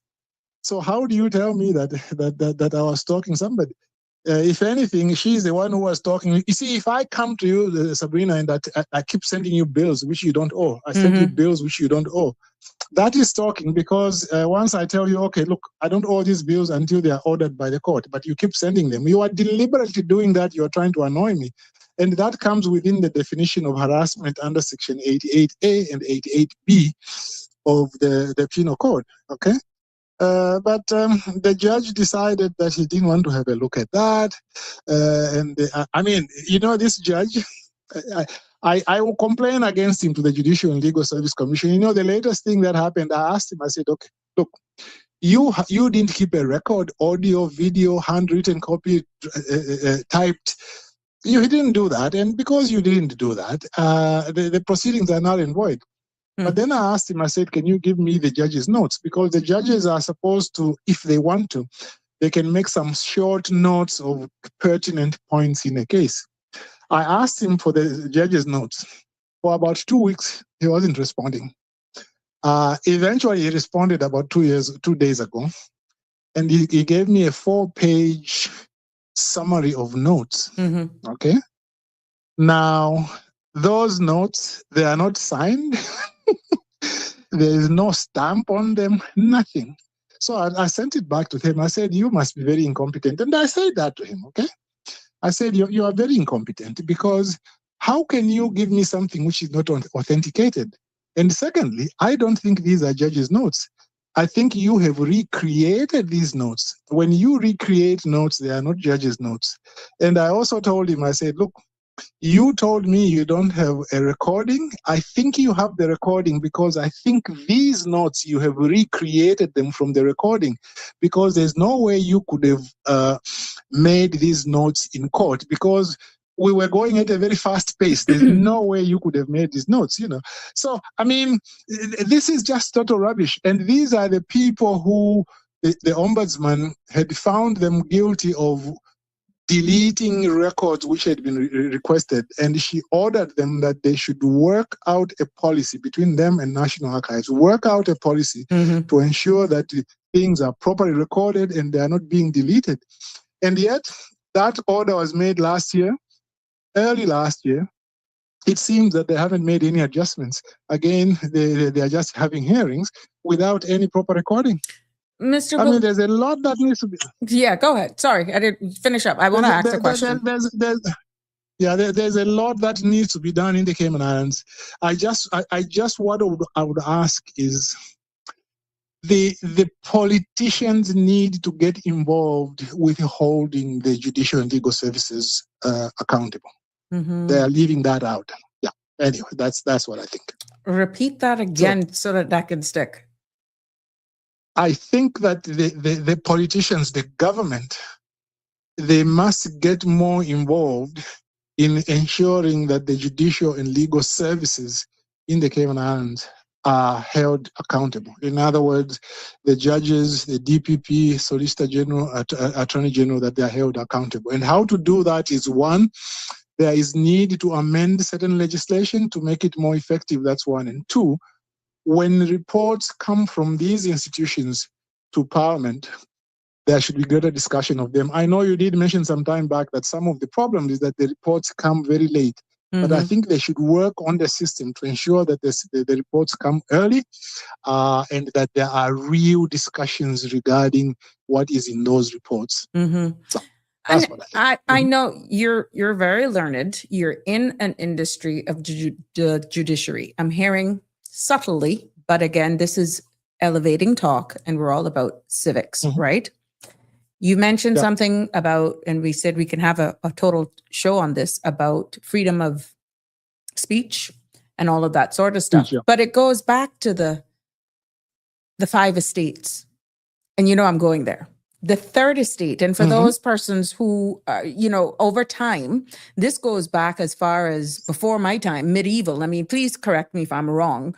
Where it's really the powers of a society, and when you look at the third estate and you understand what it means, it's modern power structures, and the third of 5 estates is the judicial branch. How do you, with everything that you're saying, and the 5th estate is that of speech, media, that sort of stuff.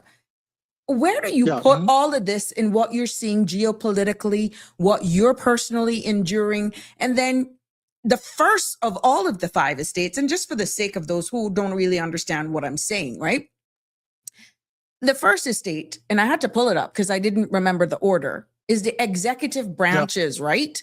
So these are the people who run the government day to day and enforces law. The second estate is the legislative branch, Parliament, Congress, Assembly. And these are the people who make the laws, elected representatives, so to speak, right? Then the third of 5 estates is the judiciary, the courts, the judges, the Supreme Courts. And those are the people who pretty much interprets the laws and decide if they're fair and constitutional. The fourth of 5 estates is press and media. Now, this covers your journalists, news outlets, and who watches the government and informs the public. And then you have the 5th estate. That's digital media, bloggers, influencer, citizens, journalists. And these are everyday people online who shape opinion outside traditional media.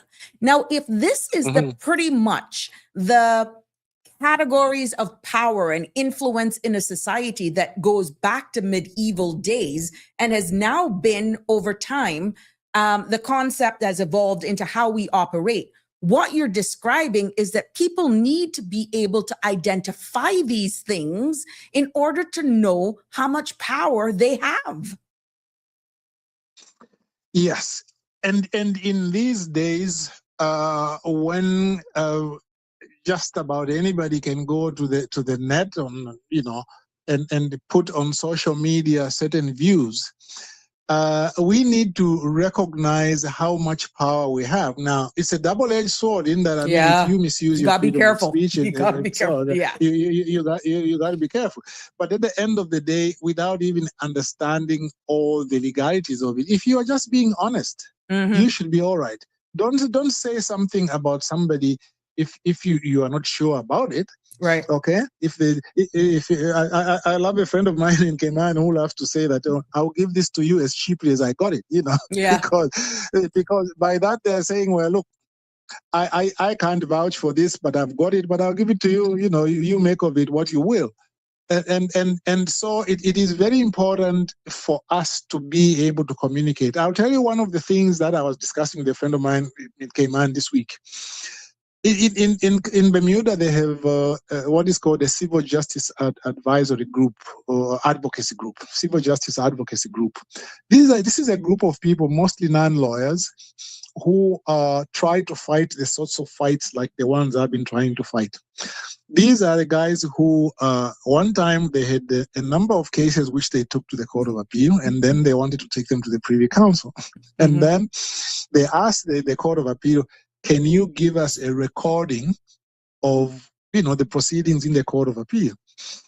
The judge there, Sir Edward Zaka, who was a Jamaican distinguished lawyer and judge who was also a judge of the Court of Appeal in the Cayman some time back. May his soul rest in peace, he's now passed. But what happened was he said, he was president of the Court of Appeal in Bermuda, and he said, well, these recordings did not exist. But the litigants of this advocacy group knew that they existed, but he said they didn't exist. Then his registrar also said they didn't exist. It became such a big issue that the judge, in fact, had to hire a lawyer, and the lawyer went out there to say, well, this doesn't exist, and so on and so forth. But 7 years later, the ombudsman did an investigation, and they found out that actually these recordings existed, and that the judge and the registrar knew that they existed, and yet they both were lying to saying that these did not exist. But at that time, they wanted to charge him with obstruction of justice and other offenses. But by that time, he had become terminally ill. And eventually, the way I like to put it, he found refuge. He found refuge in his own passing. Okay, that was the end. Okay, Oh, wow. so and that group got in touch with me because they heard about what was happening with my case, because we were trying to see if we could have it published in Bermuda in terms of what we were trying to do, since one of the judges, this Justice Kawari, was from Bermuda. So to me, you see, I love to hear what Danny usually says about this. He always says that, you see, you can have all these institutions and the legislation, but in the end, it is you, the people, who will hold the public accountable. Right. It's true. And You he have to constantly now- says it. He constantly says it. But I think Danny comes across so smooth and collective. And I know he wasn't feeling too good this evening. He's a little bit under the weather. I hope he's feeling better. But I'm quite sure he'll pick up a little bit from this tomorrow. Because I know he's busting at the seams, because this is right up his alley with what he's been saying, and the mere fact that we dabbled into even the estates and freedom of speech and all that sort of stuff. But I can appreciate that he's not feeling too well this evening. But for everything that we have, that he has been saying, coupled by what you've been saying, what we've been researching, what I've been sharing, it's only a matter of time that we're not any longer in the dark, and that its information is there for everyone to really educate themselves. And this is why civic engagement is so critical. We share, we have some topics that sometimes may be over our heads, but break it down, ask your questions, post your comments, and then we can break it down, which is why sometimes, Mr. Balika, I deliberately say, what you mean? Explain it. There's a reason for that, because I don't want to lose people. We can get lost because it's just not only me you're talking to. At some point in time, 20,000 people can see this eventually, 30,000 people. And it's good, which is why it's good that I put the comments as well as in real time as I can, so it all ties in. But I think eventually, for everything that we have shared here, for the knowledge that we're imparting, for the discussions, and from the different perspectives that we're sharing, a lot of people are educated and have been enlightened with, of course, what has been happening here, and wider conversation, because some of what you've referred to in regards to the Privy Council, and you put it all into context with everything, that's international. That's international. And look at, you remember the case of Katina Angry, in which she so bravely took all the way to the Privy Council, okay? And they gave her leave, okay? It's very interesting that when she went to the Grand Court, she got leave, but when she applied for leave to the Court of Appeal made some very bad comments. They said, well, this case has got no merit. How can you be using government money, to pursue this case, and so on and so forth? But eventually, she applied for leave, I think, to the Privy Council itself, and then eventually the matter was heard by the Privy Council. And I watched some of it on TV, and so it was so nice to see her sitting there behind her lawyer and looking nice and elegant, But anyway, that's But you see, to me, they gave her leave, but I don't think that they planned ever to. They ever seriously thought about her winning the case.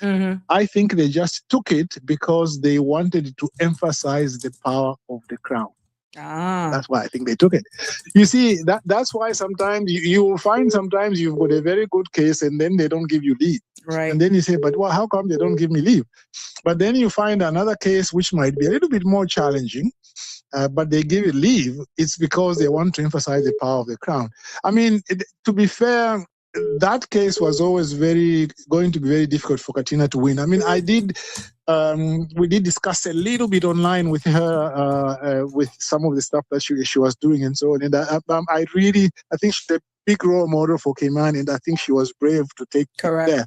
But I think it was always going to be a very difficult case to win, because one of the things which they didn't mention in that case was that even if the court had said the governor didn't use the right section, that was not going to be fatal to what the governor did, because the governor then would have just come back to use the right section, which is, I think, 135, the one which says that the UK maintains the power to make laws for the peace, order, and good government of the Cayman Islands.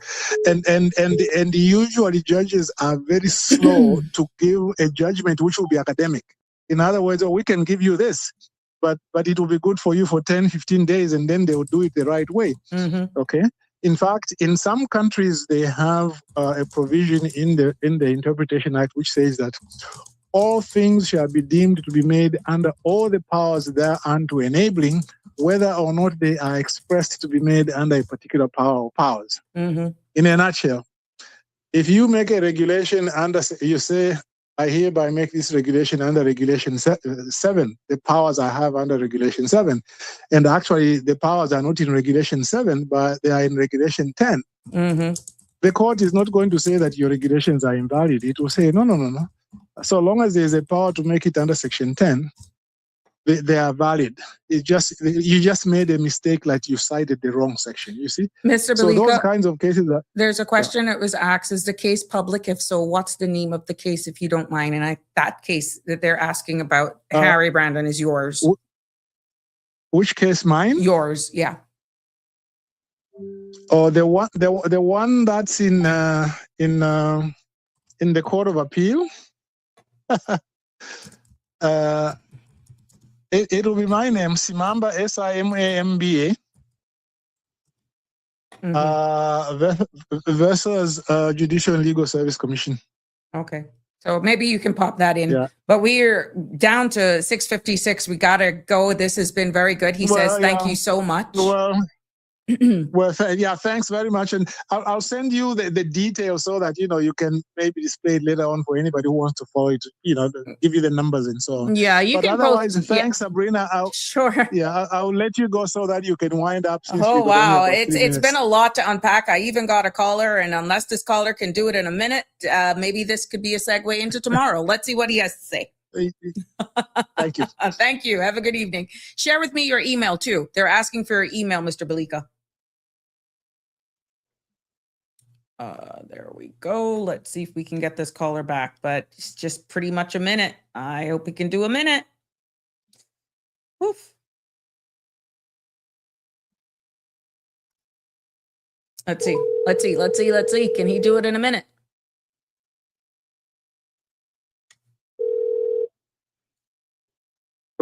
Hi, good evening. I'm calling you back. You're live on Sabrina Speaks. We got a minute. I'm willing to call you back, but that's what happens when we got calls on WhatsApp. It disconnects. You had a comment? Okay. Yes, ma'am. Do I still have Mr. Samamar? No, he had to disconnect because of how it works, but you got a minute. He's listening to just get it out because the show ends at 7. Okay, fair enough. Sabrina and Mr. Samamar, Happy New Year to you both. Thank you. Same to you. I just want to say this, and I'll get it. It's such a very complicated subject matter. However, I agree with Danny Warren in that, what are you supposed to do if your own people are not going to hold your government accountable? However, the overarching factors here that were under discussion keeps going back to the unaccountability of the crown and colonial power structures, which we have absolutely zero ways of holding accountable. In as much that the entirety of our justice system here in the Cayman Islands is not owned and controlled by any other than the crown, not Caymanian people.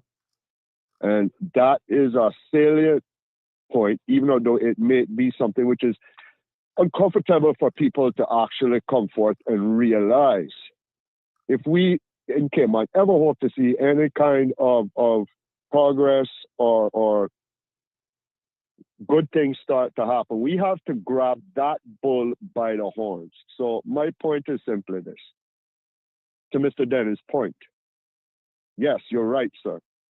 However, we have no structure to hold them accountable. We are subjugated to them under the structure which we live in here in the Cayman Islands. And if we're not willing to contend with that point, first and foremost, then we're you pissing into the proverbial hurricane winds. There we go. Call earlier next time, but I'm sorry about that. It's good to Yeah, always have you calling good into the evening. show. Thank you so much. Bye. Yes, no problem. Thank you, caller, for that. Thank you, everyone, for sticking and staying with me today. Again, another jam-packed, full and informative show. Thank you for all your comments and your feedback. And Real Michelle says what? Yeah, there you go. So we can continue this tomorrow. I'm quite sure there's a lot more that we can unearth here as we continue to evolve, educate, and inspire each other in this space. It's 7:00. Love you all lots. Until tomorrow, please be safe. Have a good night and God bless. That's a wrap for today's edition of Sabrina Speaks. Thank you for tuning in and for being part of the conversation. Remember, the dialogue doesn't stop here. Stay engaged, stay informed, and most importantly, stay empowered. We'll be back tomorrow at 5 p.m., same time, same place, right here on CMR TV and radio, where your voice matters and your truth is heard. Until then, Cayman, take care of yourself and each other. That's it for today's edition of Sabrina Speaks, where your voice matters, your story counts, and your truth is always welcome. Join us weekdays from 5 until 6:30 p.m. right here on CMR TV as we dive into the topics that matter most to you. Catch the show live or on demand at cmrtv.com. And don't forget to follow us on Facebook, YouTube, and Instagram so you never miss a moment. Until next time, stay informed, stay engaged, and always speak your truth.